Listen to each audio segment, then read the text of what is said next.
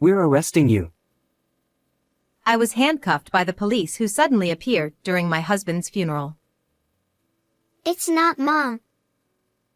Despite my 4-year-old daughter crying out, none of the adults believed her.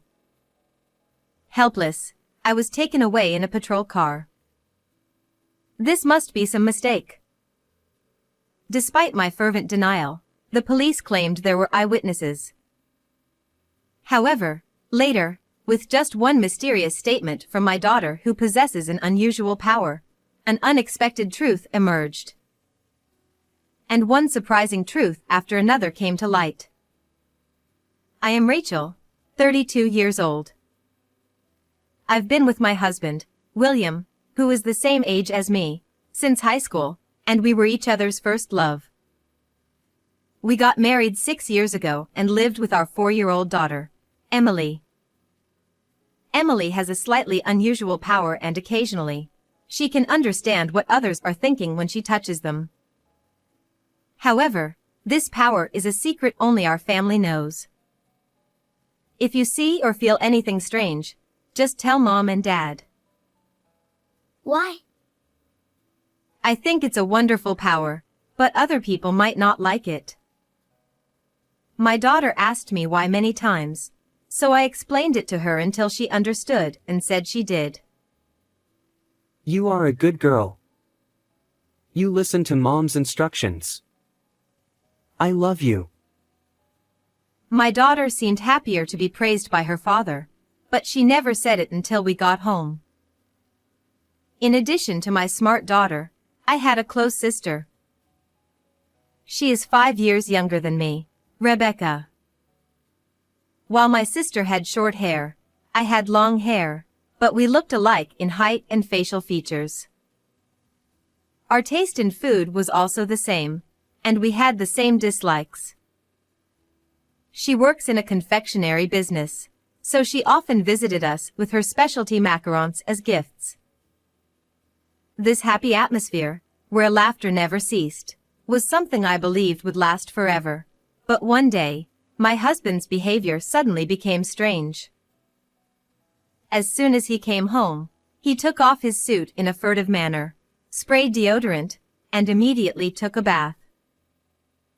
Normally, when he came home, he would leave what he was wearing on the sofa, then follow me around as I did housework and childcare, talking about various things, but I somehow felt like he was avoiding my gaze.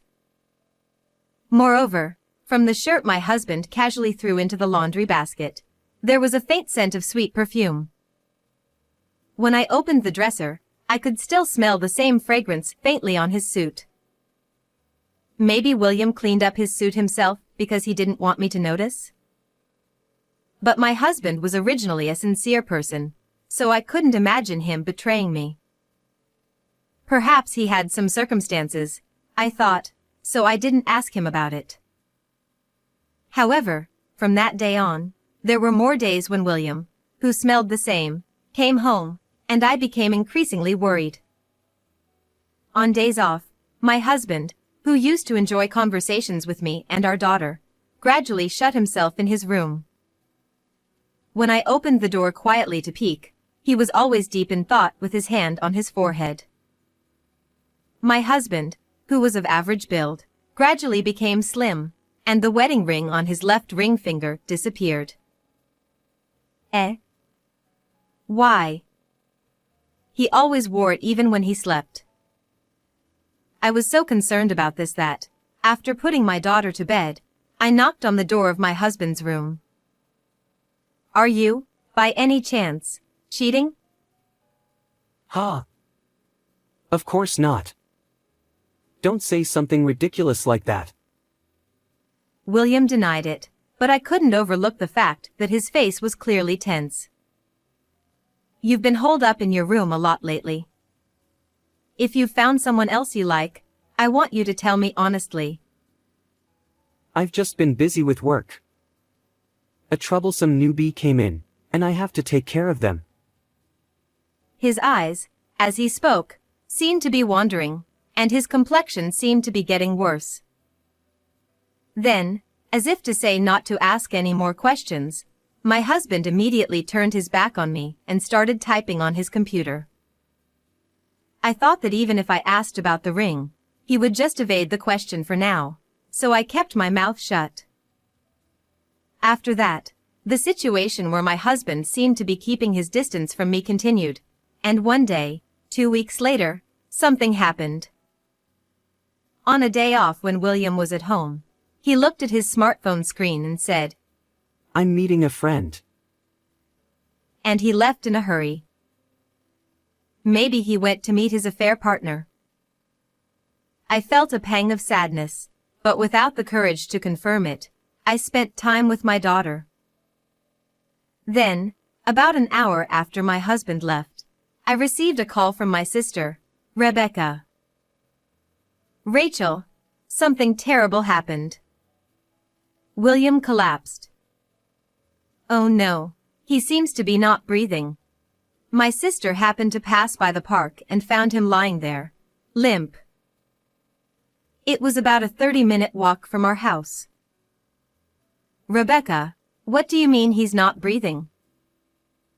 Even though I asked repeatedly, there was no answer, and I could hear the sound of an ambulance siren. My sister had already called for an ambulance, but even though I kept asking hello repeatedly, there was no answer. When I strained my ears, I could hear Rebecca talking to the paramedics. Unable to sit still, I held Emily and hurried to the park with my sister still on the line. Then, after a while, my sister said, "Rachel, I'm sorry." So I told her I had left the house. "It's too late to come now. They're taking William to the hospital he always goes to. I'll be in the ambulance too, so I'll hang up for now." After hearing Rebecca's reply, I returned home with Emily, and I rushed to the hospital, about an hour's drive from home. It was close to my husband's workplace, so when his allergic constitution worsened, he would go for a checkup after work. Waiting for me at the hospital was my husband, who looked completely different. "William, open your eyes. It's me." Even though I shook him and called his name, William, at the young age of 32, had passed away.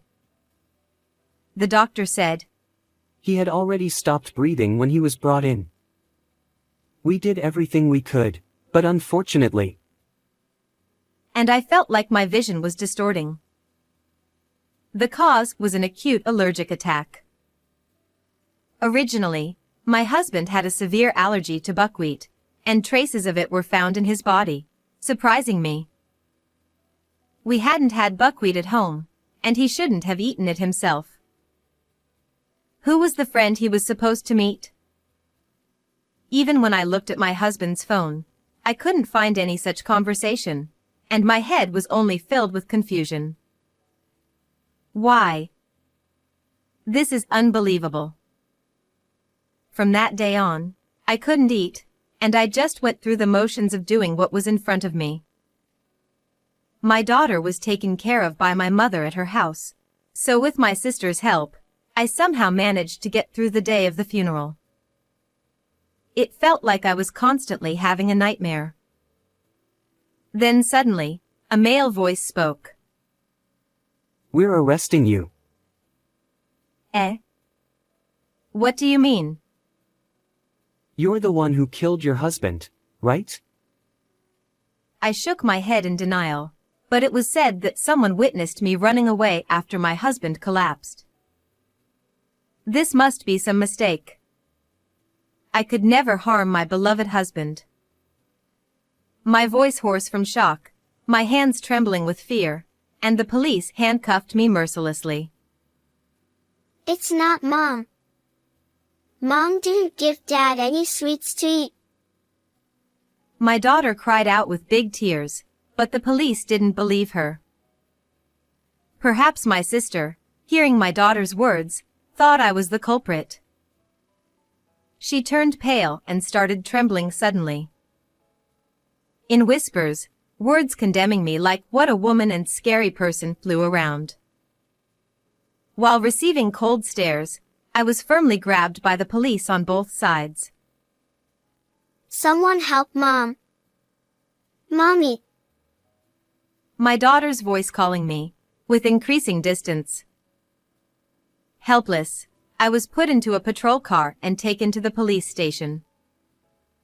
During the interrogation, I continued to plead my innocence, even as my strength dwindled. 2 days later, I was finally released due to insufficient evidence. Why did this happen?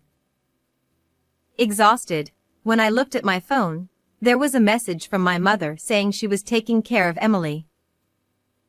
I immediately headed to my parents' house to pick up my daughter, and not only my parents but also my sister were waiting for me. I'm sorry for causing you trouble, everyone. Thank you for taking care of Emily. Rebecca nodded slightly with a cloudy expression. I believe in you, Rachel. But if there's anything wrong, I want you to talk about it and feel relieved. My sister, who found William and called me, peered at my face with a worried expression. Her eyes somehow seemed to be suspicious of me. And according to my mother, even relatives were convinced that I was the culprit. No. Mommy didn't do it. I'm sure of it. While my daughter believed in me, my parents asked, "Are you really not the one? Doesn't anyone besides Emily believe me?" Even though it was my own family, it felt like they were all looking at me with suspicion. Although my parents tried to stop me, I couldn't bear it and returned home with my daughter.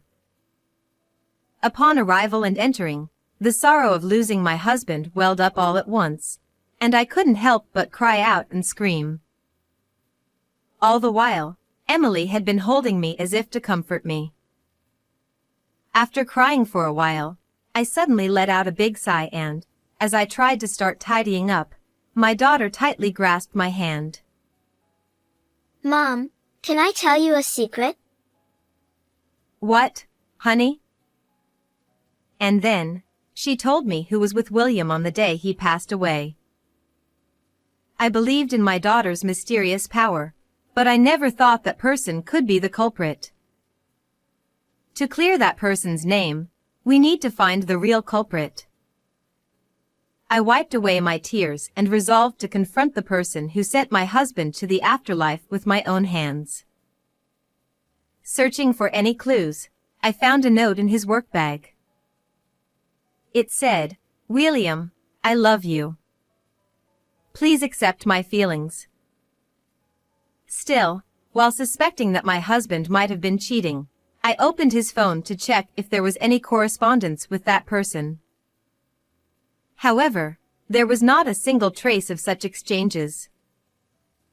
Feeling stuck, I eventually contacted my sister. "Rebecca, can I come to the apartment to sort through William's belongings?" "Okay."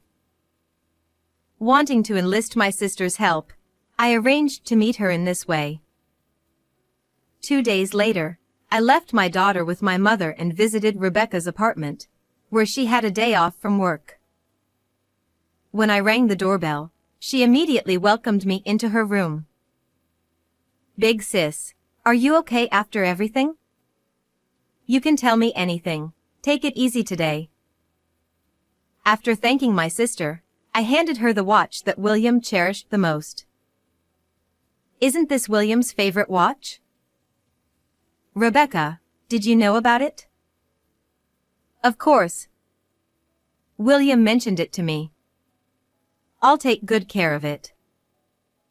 Surprised but grateful, Rebecca accepted the watch graciously.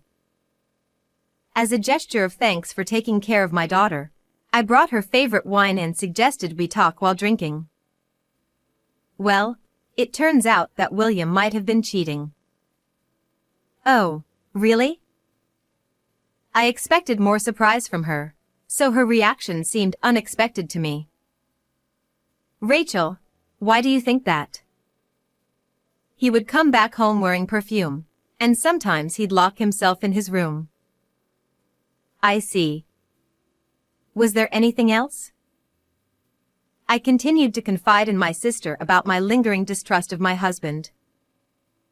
While nodding along with a glass of wine in hand, my sister also mentioned that it seemed like William had met with a woman on the day he passed away. She went on to explain the circumstances of finding my husband and offered to assist in catching the real culprit. Gradually, my sister seemed to be getting tipsy and ended up dozing off on the sofa. "Rebecca, you'll catch a cold if you sleep here." Despite shaking her gently, my sister didn't wake up, already in deep sleep. I just called out to her and went to pick up my daughter from my parents' house.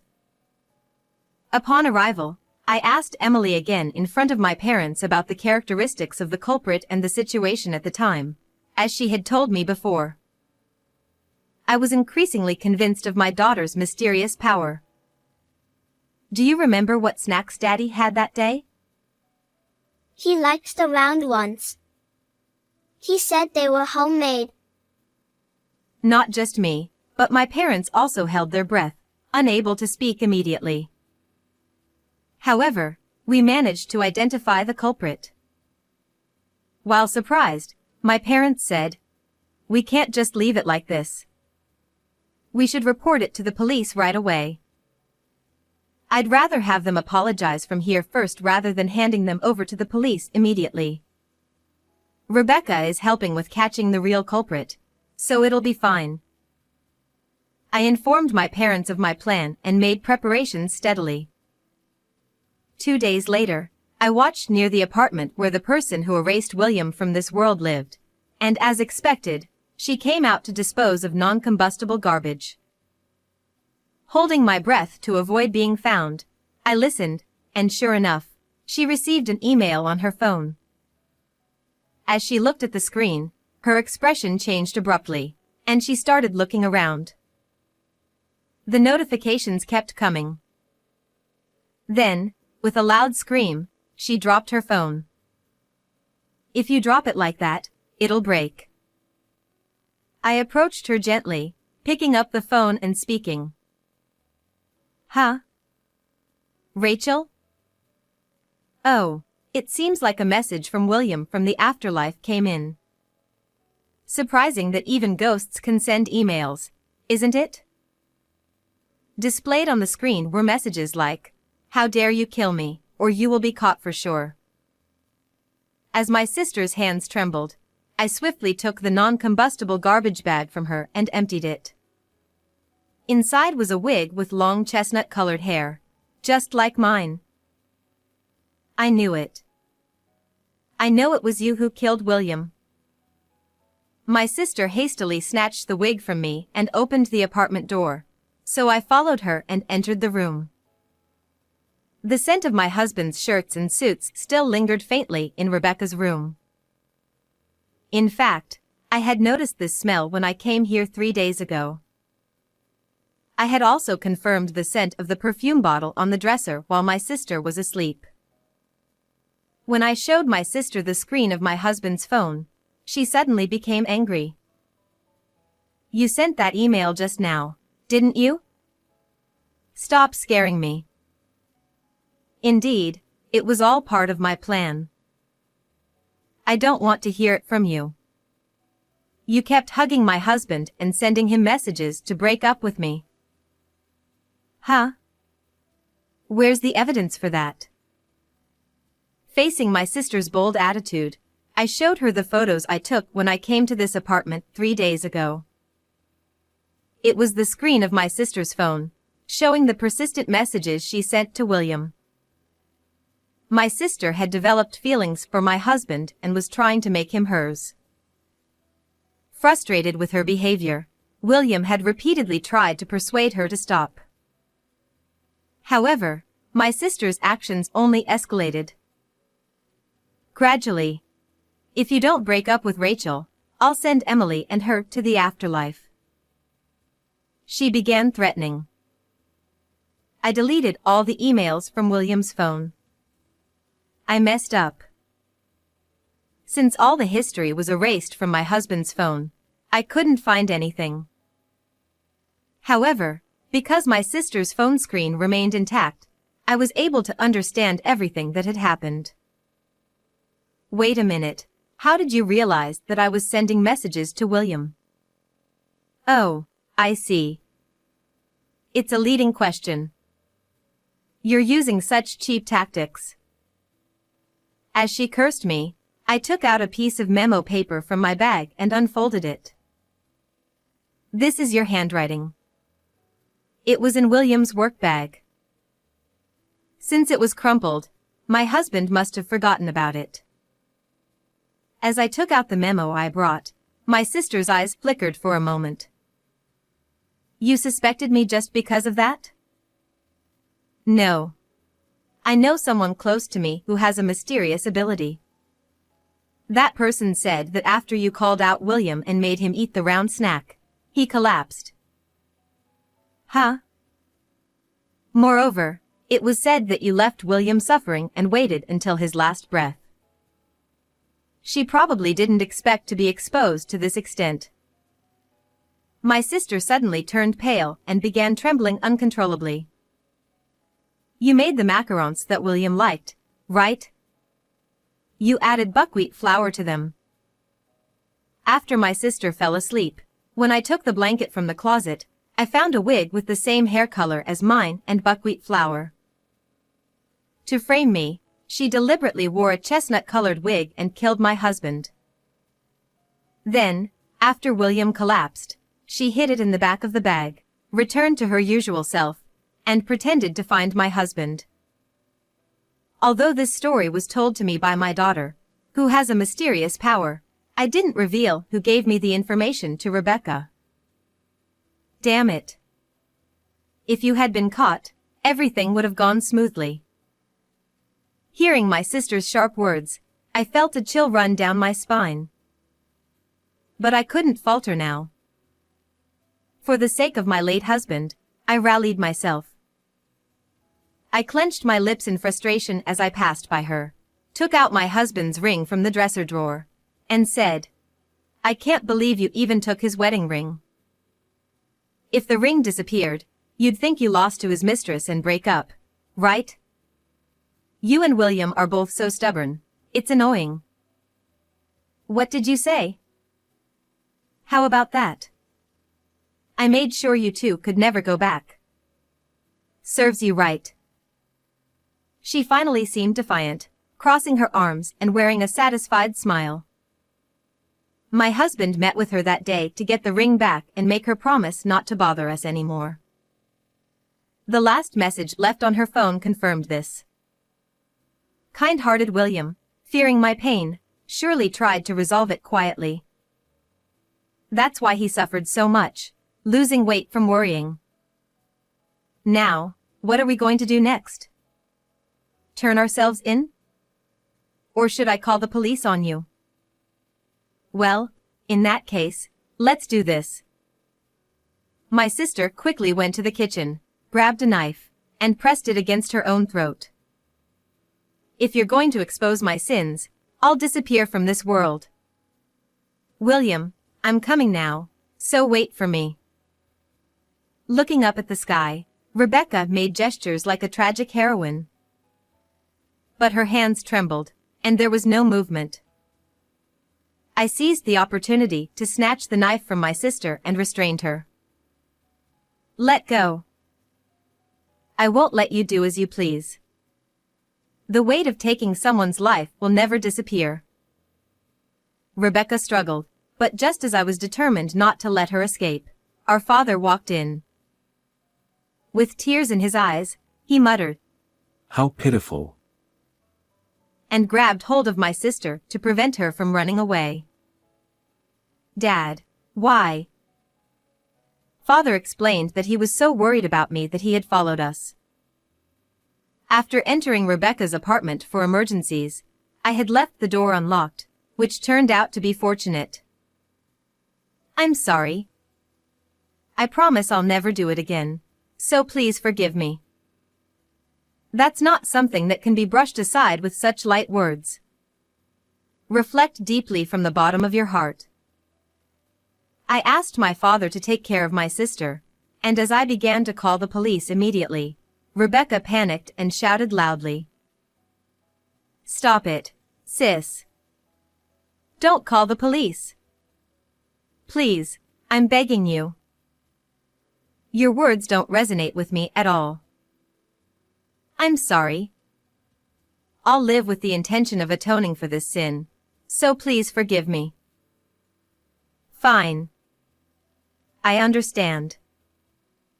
After saying that, I pressed the call button and reported to the police, who arrived in 5 minutes.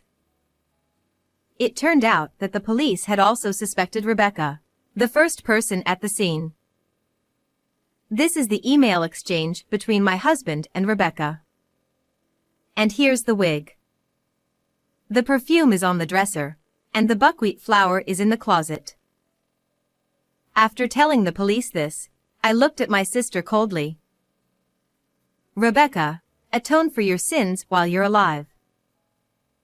With a tone of voice I had never heard before, my sister flinched for a moment and was then taken away in a police car.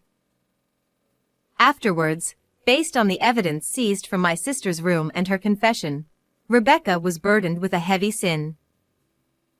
Though it was like living a nightmare every day, clearing my husband's regret was the only solace. I'm nothing but grateful to my daughter who provided clues to find the real culprit. Thanks to your power, thank you. Mom, from now on, I'll protect you. Don't worry. Tears welled up uncontrollably at this. With her resemblance to her father and her kindness and intelligence, this child must be strong and resilient. For her sake, I decided to live strong and resilient. William, I'll pour my love into raising her for you. Looking up at the sky, I made a vow to my late husband and took a new step forward. How was this story? Please subscribe to the channel. Well then, see you in the next video.